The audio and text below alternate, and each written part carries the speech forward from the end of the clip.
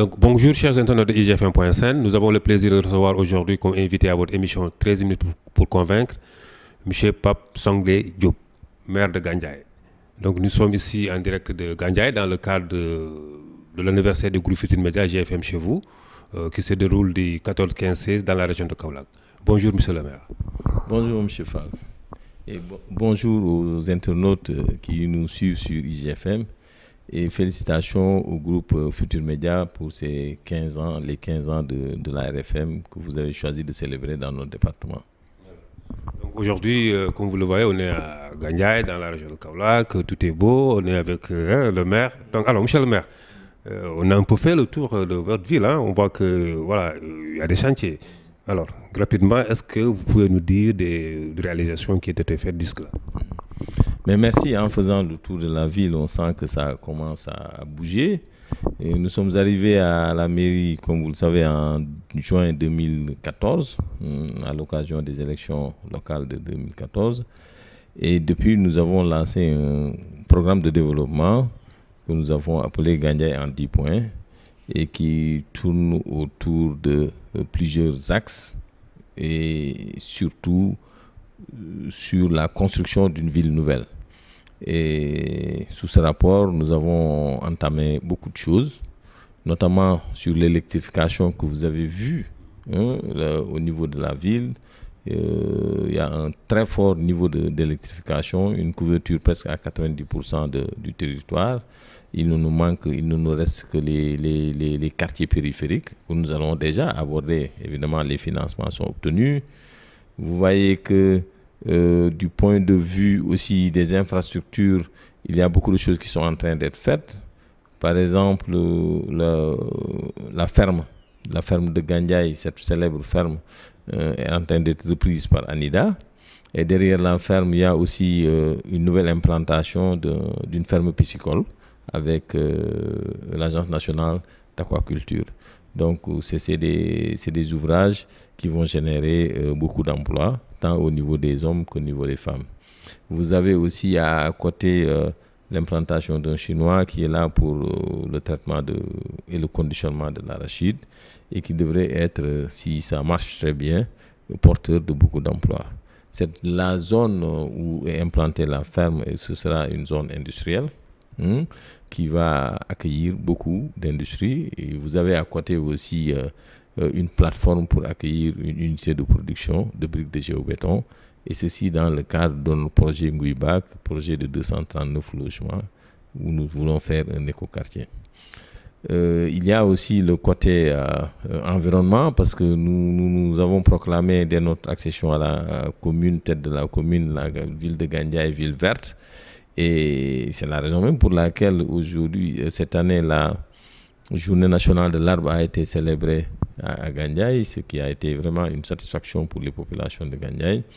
Et nous avons en vue un projet de centre de permaculture qui devrait être le premier centre de permaculture en Afrique de l'Ouest, qui sera au-delà de son aspect économique, qui sera un centre de recherche avec la possibilité de faire des jumelages avec des universités du Sénégal, notamment l'université de Sine Saloum et des universités qui se trouvent en Slovénie où nous avons négocié le projet.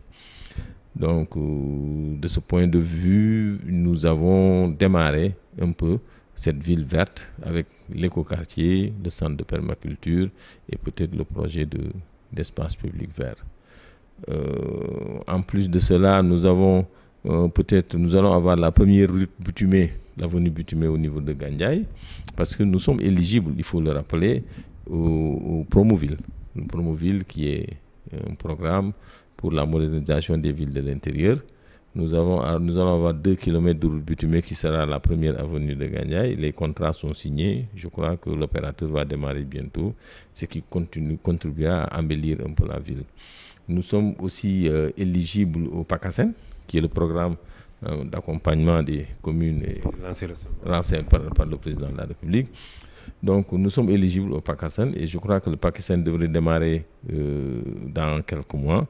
Et pour cela, nous avons prévu des investissements prioritaires, notamment un stade et peut-être l'aménagement de sites de places publiques. pour la première année. Évidemment, ceci est adossé à un plan triennal d'investissement, ce même plan qui est adossé à un plan directeur urbain. Parce que vous savez, nous avons la chance d'avoir lancé un plan directeur urbain. Vous savez, quand on veut développer une ville, il faut avoir une attitude prospective. Et c'est la raison pour laquelle nous avons un plan directeur urbain qui va être bientôt, la dernière mouture sera livrée, présentée au conseil municipal. Ensuite suivra le décret présidentiel pour organiser, fixer les contours de la ville d'ici 2033. Donc, et ce plan directeur urbain nous permet d'organiser l'espace communal. Et le plan triennal d'investissement est un condensé de l'ensemble des investissements prioritaires que nous allons effectuer de 2018 à 2020. Ce qui va faire de Gandiaye une ville vraiment moderne, une ville qui vous fera, comme on le dit, bon vivre, mais aussi une ville peut-être attractive. Une ville moderne, une ville attractive, mais je pense que Gandiaye n'échappe pas aux problèmes dont sont confrontés la plupart des municipalités, les problèmes de recettes. Oui. Ça, c'est quelque chose de consubstantiel aux communes. Il faut rappeler que nous sommes une commune de 96. Donc, commune, comme on le dit, commune de l'acte 2. Et le problème des communes, c'est la faiblesse des revenus. Mais la faiblesse des revenus en elle-même n'est pas une fatalité. Cela ne nous empêche pas de profiter des opportunités que nous offre l'acte 3 de la décentralisation pour nouer beaucoup de partenariats. Vous savez, vous avez vu que nous avons un centre de valorisation et de traitement des déchets, ce qui est important parce que les déchets sont les principaux casse-têtes des maires. Nous avons un centre de valorisation et de traitement des déchets moderne que nous avons fait en partenariat avec l'AFD, le Secours catholique et Caritas Sénégal, qui nous permet à terme vraiment de régler la question des déchets. Mais la faiblesse des revenus aussi, je le disais tantôt, n'est pas une fatalité. Et cela, nous avons beaucoup de partenaires. Il y a même un projet de centrale solaire que nous avons et qui nous permettra peut-être d'avoir quelques revenus pour la commune. Et c'est une centrale de 20 MW en principe. Et les négociations, c'est très avancé pour le faire. Et au-delà de ça, nous essayons, avec la zone industrielle, d'attirer le maximum d'investisseurs pour que la mairie puisse tirer des ressources à partir de ces industries. Donc, la faiblesse des revenus, certes, mais il faut que aussi, nous, maires, qu'on puisse aller vers un partenariat, comme on dit, je ne veux pas utiliser le terme gagnant-gagnant, mais vers des partenariats vraiment très, très, très profitables à nos communes. Et ceci est ouvert parce que, comme vous le savez, l'Afrique aujourd'hui est le continent d'avenir. Nous, maires, nous recevons tous les jours beaucoup d'investisseurs qui veulent venir s'installer en Afrique. C'est à nous maintenant d'avoir une attitude très ouverte pour pouvoir accueillir au profit des populations le maximum d'investisseurs et d'avoir des industries aussi non polluantes parce que l'Afrique ne devrait pas être le déchet de l'Europe, la poubelle de l'Europe. Nous sommes en période d'anniversaire, GFM chez vous, 15 ans, bon, c'est aussi une occasion pour vous de vendre votre mairie. Okay? Aujourd'hui, dans le cadre du plan Sénégal émergent, il y a un volet touristique où la destination Sénégal est vendue. Aujourd'hui, si vous avez à vendre quelque chose au niveau de Gandiaye, voilà. Bon, ce que nous avons à vendre, chaque ville a son propre patrimoine. Nous avons notre patrimoine culturel parce que Gandiaye est une ville très, très, très culturelle. Et vous l'avez vu récemment, la semaine dernière, nous avons fait une émission avec Pape Cheikh Diallo, la TFM, sur Yandé Kodoussen. Et c'est qui est un patrimoine culturel, je dirais même pas national, mais mondial, hein, du fait de l'épaisseur de l'artiste de son vivant. Donc nous avons un patrimoine culturel fort. Nous avons aussi, et peut-être, nous sommes une ville historique, où il y a beaucoup de sites à visiter, des sites historiques pour nous, comme Ouiba, comme d'autres. Et nous avons aussi, ne l'oubliez pas, une façade sur le bras de mer, à 2 km du centre de la ville, où nous pouvons développer beaucoup d'activités touristiques. Donc, s'installer à Gandiaye pour beaucoup de choses, venir visiter à Gandiaye, c'est prendre rendez-vous avec l'histoire du Sénégal, l'histoire du Sine Saloum, l'histoire du canton Diokoul Gandiaye. Je crois que c'est très, très intéressant, ne serait-ce que pour les Sénégalais de venir voir exactement ce qui se passe dans notre commune, qui, comme je le dis et je le rappelle, une commune culturelle, une commune historique qui est au cœur du Sénégal. Gandiaye est la porte d'entrée du Saloum et la porte de sortie du Sine. Donc nous sommes à l'interland, hein? à la lisière entre les deux régions, ce qui nous donne un caractère vraiment, un avantage certain, sur autant plan géographique, historique que culturel. Gandiaye, porte d'entrée du Saloum, porte de sortie du Sine. C'est très joli, en confort. Oui, merci.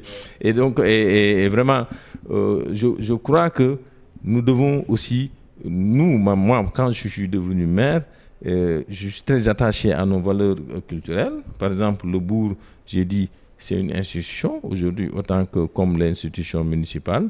Et nous avons recréé l'ancien gouvernement de la province, avec nos saltigués, avec nos bourgs, avec nos djarafs et tout ça. Et je crois que nous continuons à vivre cette époque historique, parce que je me dis que un peuple, comme on le dit, doit pouvoir faire toujours référence à son histoire pour avancer.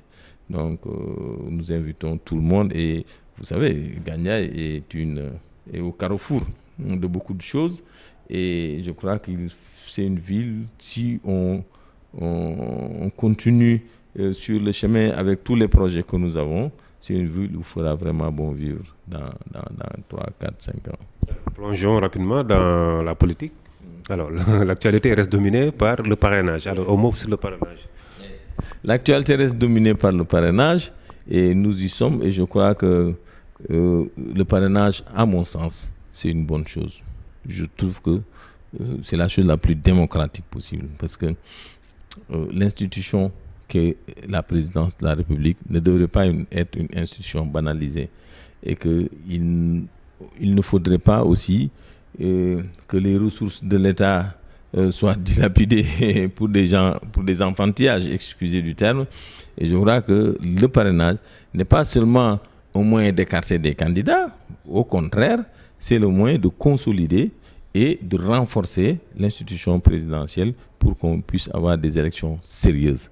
Et je crois qu'au rythme où on va, il y aura beaucoup de surprises, hein, et beaucoup de déceptions.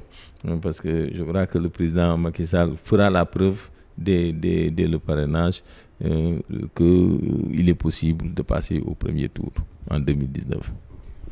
Merci, monsieur le maire. C'est moi qui vous remercie, monsieur le maire. Voilà, donc, et bon anniversaire aussi, joyeux anniversaire. Merci bien, merci bien. Et la commune de Gandiaye reste à votre disposition pour vous accueillir en tout et pour tout. Merci bien. Comme si vous étiez chez vous. Merci bien, monsieur le maire. Donc, nous avions le plaisir de recevoir aujourd'hui en direct de Gandiaye, monsieur le maire Pape Sangué Diop. Voilà, donc dans le cadre des 15 ans du groupe Futurs Médias qu'on célèbre actuellement dans la région de Kaolack du 14, 15, 16 septembre 2018. Rendez-vous la semaine prochaine. Merci.